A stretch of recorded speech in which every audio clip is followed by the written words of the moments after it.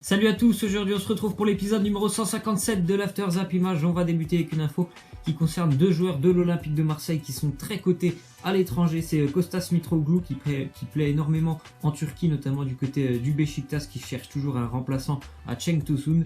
Et aussi Lucas Ocampos, le Marseillais, qui plaît aussi du côté de l'Italie et notamment au Torino. Donc ces deux joueurs actuellement du côté de Marseille qui sont plutôt en forme quand même.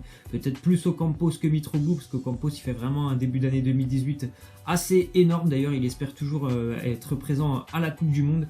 Pour Mitroglou, je pense que vraiment il commence vraiment à s'adapter du côté de Marseille.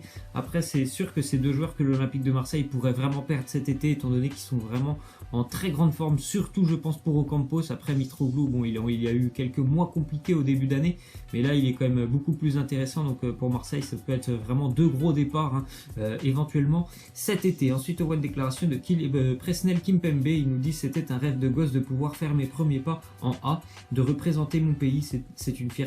Le petit coq là, donc voilà, une belle déclaration de la part de Kimpembe après sa première sélection avec l'équipe de France face à la Russie. Comme je l'ai dit hier, je pense que voilà, la Coupe du Monde pour lui, ça va être compliqué d'être dans le 11 titulaire. Je pense qu'il sera dans le groupe de Didier Deschamps dans les 23. Après, dans les prochaines années, je pense que ça sera un défenseur indiscutable de l'équipe de France. Il est très fier de représenter son pays. Je pense qu'il n'a jamais vraiment déçu, Presnel Kimpembe, que ce soit avec le Paris Saint-Germain. Quand on lui a demandé de jouer, il avait vraiment fait de très grands matchs. Et avec l'équipe de France, bon, malgré qu'il n'a eu que très peu de temps de jeu, on ne l'a pas entendu se plaindre. Et franchement, il a fait une belle rentrée face à la Russie. Ensuite, on voit que donc, le Paris Saint-Germain aurait transmis une offre de contrat de 5 ans assortie d'un salaire annuel de 8 millions d'euros à l'agent de Miralem Pjanic. Donc pour le joueur de la Juventus, c'est quand même un contrat assez important, parce qu'à Turin, il ne touche seulement que 4 millions d'euros. Donc je pense qu'il va vraiment y réfléchir, Miralem Pjanic, à un éventuel retour en Ligue 1, lui qui était passé par Lyon et le FC Metz, il me semble. Pour le Paris Saint-Germain, ça pourrait vraiment être une belle recrue au niveau du milieu de terrain. C'est un joueur, je pense, qui est vraiment un petit peu sous-coté, Miralem Pjanic. Il évolue dans l'un des plus grands clubs du monde et il régule vraiment le milieu de terrain. En plus de ça, il est quand même très très doué niveau qualité avec ses pieds, surtout voilà, les coups francs, même la qualité de transmission de passe, une vision du jeu qui est quand même assez intéressante. Donc ça pourrait vraiment être une très belle recrue. C'est quand même une très belle offre que le Paris Saint-Germain lui fait à Miralem Pjanic. Ensuite, on voit une petite info concernant un pari sportif vendredi dernier. Donc il y a un parieur français qui avait placé un combiné de 7 matchs. Les gains possibles, c'était à peu près 66 000 euros. Et il avait inclus dans ce combiné le Portugal qui jouait face à l'Égypte. Les Portugais étaient donc menés 1-0 jusqu'à la 92e minute. Donc sur Betclic, vous avez l'occasion, si vous voulez retirer un pari, parce que je sais pas, vous le sentez pas bien ce pari, et vous avez l'opportunité de retirer ce pari. C'est ce qu'a fait ce parieur. Il a retiré le Portugal, donc ses gains ont forcément chuté à 8 000 euros, étant donné qu'il l'a retiré, je pense, à 10 minutes de la fin du match. Et puis bon, après, on sait ce qui s'est passé. Ronaldo, il a mis un doublé, donc en gros, le parieur, il a quand même gagné 8 000 euros, mais il est passé à côté de presque 60 000 euros. Donc voilà, une petite anecdote concernant un parieur la semaine dernière. Ensuite, on voit une déclaration de Rabiot. Il nous dit: jouer une Coupe du Monde, c'est un objectif personnel. Ce n'est pas donné à tout le monde. C'est ce qu'il y a de plus beau pour un joueur. C'est le Graal, je vais tout mettre en œuvre pour en faire partie. Je pense franchement que pour Rabiot, c'est assez compliqué pour lui en équipe de France. Je trouve qu'il n'a jamais saisi sa chance. On lui a donné sa chance notamment face à la Russie. Je ne l'ai pas trouvé impliqué. Lors des matchs aussi de qualification, il y a 5 ou 6 mois, je ne le trouvais pas non plus impliqué. Donc je suis assez déçu du rendement d'Adrien Rabiot en équipe de France. C'est pas vraiment le même joueur qu'au Paris Saint-Germain. C'est assez décevant. Après, j'espère pour lui que franchement, il pourrait être à la Coupe du Monde. On continue avec une déclaration de Matuidi. Il nous dit: on a beaucoup de jeunes joueurs, mais à un niveau international, il n'y a plus de jeunes joueurs, c'est fini, il faut mettre le bleu de chauffe et y aller. En gros, c'est une petite sortie de Matuidi. Il y a aussi Koscielny qui a fait une petite sortie d'après-match, tout simplement pour essayer de piquer un petit peu les jeunes joueurs qui, d'après eux, ne font pas assez d'efforts sur le terrain. Ils ont aussi visé Kylian Mbappé, qui, voilà, les replis défensifs pour Mbappé, c'est assez compliqué.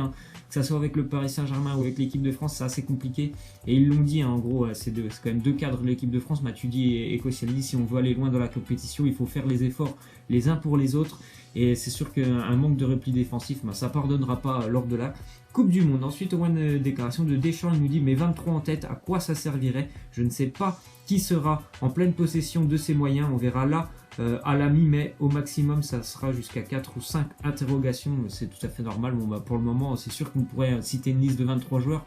Mais est-ce que ces 23 seront tous en forme à la mi-mai, comme le dit Didier Deschamps? Est-ce qu'il y aura des blessés? On ne sait pas. Donc pour Deschamps, je pense que vraiment il a en grande partie sa liste de prêtes pour la Coupe du Monde. Mais après, voilà, il faudra faire attention parce que, comme je l'ai dit, il pourra y avoir des blessures et pourra y avoir des joueurs qui font une fin de saison catastrophique. Donc on ne sait pas pour le moment comment ça va se terminer cette fin de saison. Ensuite, on voit une déclaration nouvelle de Didier Deschamps sur Pogba. Il nous dit, au-delà du coup franc qu'il met, dans la créativité, dans la qualité de passe, il a cette qualité importante. C'était un match de rentrée pour lui. En plus, ça fait un moment qu'il n'avait pas joué un match complet. Oui, c'est vrai qu'avec United, ça fait un moment que Pogba n'avait pas joué un match complet. Et ça fait aussi un moment qu'on n'avait pas vu un Paul Pogba à un très bon niveau comme on l'a vu face à la Russie. Donc c'est plutôt intéressant et de bon augure pour la Coupe du Monde de voir un Paul Pogba franchement concerné par l'équipe de France et avec un style de jeu qui a été plutôt intéressant, même si c'est sûr, comme je l'ai dit hier, c'était un 4-3-3. Est-ce que la France jouera en 4-3-3 à la Coupe du Monde? Ça, c'est une autre histoire. Ensuite, on voit que l'équipe de France, mine de rien, il y a quand même pas mal d'expérience dans cette équipe, malgré qu'il y a beaucoup de jeunes joueurs. Il y a aussi des joueurs qui sont vraiment, qui connaissent vraiment l'équipe de France depuis de nombreuses années. Lloris, quand même 96 sélections, Giroud 71, Matuidi 64, Koscielny, Griezmann ou Pogba sont déjà à 51 sélections. Donc c'est quand même une équipe qui a globalement pas mal d'expérience, cette équipe de France. Ensuite, on voit que l'Atlético Madrid est prêt à offrir un salaire annuel de 14 millions d'euros à Antoine Griezmann afin d'augmenter sa clause à 300 millions d'euros. L'actuelle étant de 200 millions d'euros, elle diminuera à 100 millions d'euros au 1er juillet. Donc on voit vraiment qu'il y a pas mal de choses autour de la clause d'Antoine Griezmann.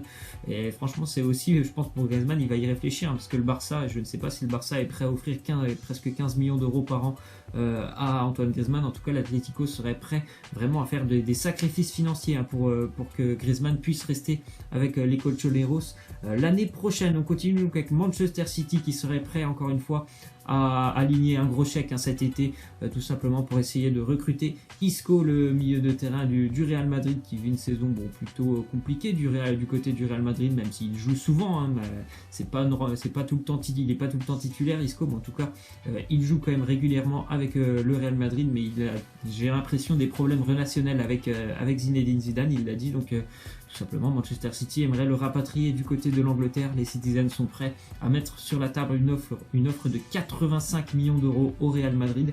Donc on verra tout ça, parce que bon, ça ferait quand même pas mal de départs, étant donné que normalement Gareth Bale devrait quitter Madrid. Si en plus il y a Isco, ça me semble assez compliqué quand même, mais bon, pourquoi pas, parce qu'on sait qu'avec les fonds monétaires de Manchester City, tout peut se passer. Ensuite, on voit une déclaration de Nacho. Il nous dit: Ronaldo en forme pour affronter Buffon. Il transforme en but tous ceux qu'il touche, donc j'aurais tendance à dire oui. Avec le Portugal, il a marqué 2 buts en 5 minutes. J'espère qu'il gardera ce très haut niveau jusqu'à la fin de saison. La Ligue des Champions, ça approche, c'est la semaine prochaine, le retour de la Ligue des Champions. Et notamment ce choc entre les deux derniers finalistes, entre le Real Madrid et la Juventus Turin. Je pense que pour la Juventus Turin, qui a quand même, on va dire, des facilités défensives en Serie A, parce que bon, les équipes en face sont peut-être un peu plus faibles, mais lorsque le niveau s'élève vraiment, la Juventus a beaucoup plus de mal défensivement. On l'a vu face à Tottenham, donc je pense que face au Real Madrid, ça pourrait être très compliqué, et notamment face à un très grand Ronaldo en ce moment. On continue avec une petite image qui retrace un petit peu l'évolution de Liverpool entre quelques années. Voilà, les derniers attaquants, on sait tous maintenant, c'est Salah, Firmino et Mané. Il y a quelques années, c'était Borini, Balotelli, Lambert. On voit vraiment à quel point le club de Liverpool a changé, et à quel point il était en train de redevenir un des grands clubs qui compte notamment en Angleterre et en Europe, et c'est tant mieux de revoir ce club au plus haut niveau. Ensuite, on voit que Timothy Weah, le fils de George Weah, qui a seulement 18 ans, il a fait ses débuts cette nuit avec la sélection américaine. Donc c'était la nuit dernière pour Timothy Weah, qui joue quand même, on le rappelle aussi, au Paris Saint-Germain. Ensuite, on voit une déclaration de Justin Kluivert. Il nous dit: Messi est le meilleur joueur du monde, mais Ronaldo est un modèle pour moi. J'aime la façon dont il parvient à transmettre le message sur les réseaux sociaux. C'est un exemple à suivre en raison de la façon dont il vit pour le jeu. C'est juste génial.